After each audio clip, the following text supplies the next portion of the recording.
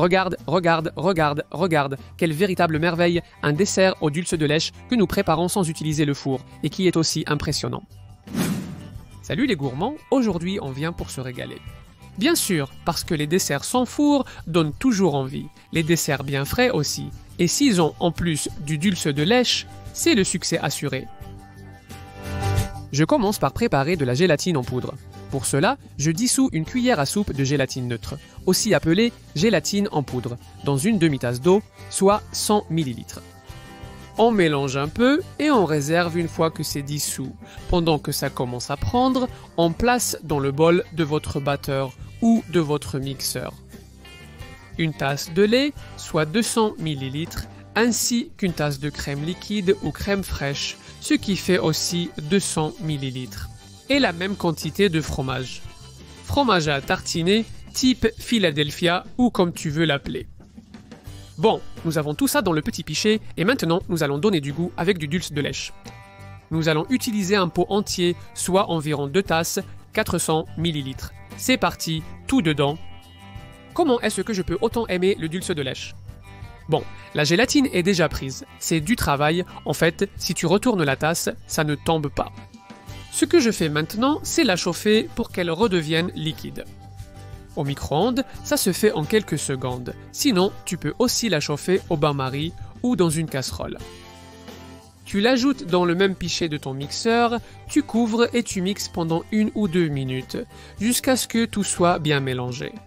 Regarde, c'est facile, et tout est déjà prêt, on passe au montage.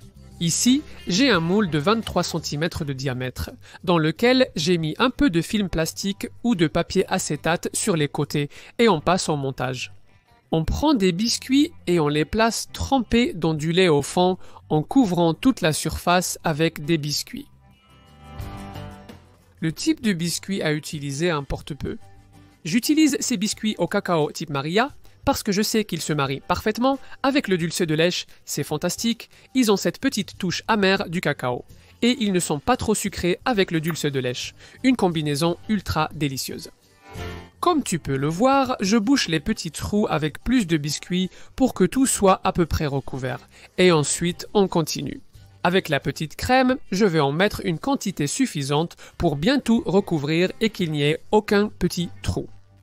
Alors on met une autre couche de biscuits, le système est le même, on place les biscuits un par un. En faisant une couche plus ou moins uniforme qui recouvre cette crème fantastique, on recouvre à nouveau, allez, on remet dedans et on étale encore cette petite crème.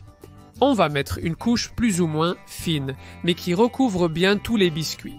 Enfin, on met la dernière couche de biscuits et je vous dis qu'avec tous les biscuits, j'utilise 2 paquets de 200 grammes. Donc au total, 400 grammes de biscuits. Et ainsi, nous avons 3 couches différentes et à la fin de la vidéo, vous verrez comment les couches sont bien distinctes à la découpe. Une merveille. Bon, on recouvre avec la confiture de lait, celle à la crème que nous avons préparée, ce qu'il nous reste, et voilà, tout sera prêt. Il te reste à lisser et à laisser refroidir pour que la magie opère. Alors étale bien, que ce soit à peu près plat. Et avec ça, on va mettre au réfrigérateur ou au frigo pendant au moins 4 heures. Même si c'est le genre de dessert qui, si tu le prépares la veille, il sera excellent. Le lendemain ou après 4 heures, il ne te reste plus qu'à démouler et à déguster. Et si tu veux te compliquer un peu, pour lui donner une touche en plus, eh bien c'est le moment. La première chose sera de le sortir du réfrigérateur, la deuxième sera d'enlever le cercle du moule. Ce papier en plastique acétate qu'on achète facilement en format feuille dans les papeteries. Et je vais encore ajouter plus de dulce de lèche pour décorer, une fine couche qui recouvrira le dessus et ce sera la meilleure façon de se lécher les doigts. Regarde, regarde, regarde, regarde, regarde, regarde, regarde, quel chef-d'œuvre, quel super dessert, ne me dis pas que ça ne fait pas élégant et joli avec très peu d'efforts. Et le plus important, que ce soit chez les personnes ou dans les desserts, c'est l'intérieur. Et celui de ce dessert parle de lui-même. Regarde comme ça a l'air incroyable, mon Dieu. Et rien qu'avec le poids de la cuillère, ça se coupe tout seul, morceau après morceau. Encore et encore. Je suis sûr que tu es déjà un peu jaloux du propriétaire de cette cuillère. et ça ne m'étonne pas. C'est à s'en lécher les doigts. C'est bon. Délicieux, j'adore le dulce de lèche, et toi? J'espère que toi aussi. Comme toujours, je te laisse ici la liste avec les ingrédients et les quantités exactes pour que tu puisses le préparer quand tu en as envie, sans aucun problème. Et en plus, j'ai préparé une autre vidéo en pensant à toi que tu peux regarder simplement en cliquant sur ce petit carré. Ça a l'air bon, n'est-ce pas? Oui, hein? Viens le regarder pendant que je m'en occupe ici, c'est délicieux. Donne-moi encore un morceau, c'est trop bon.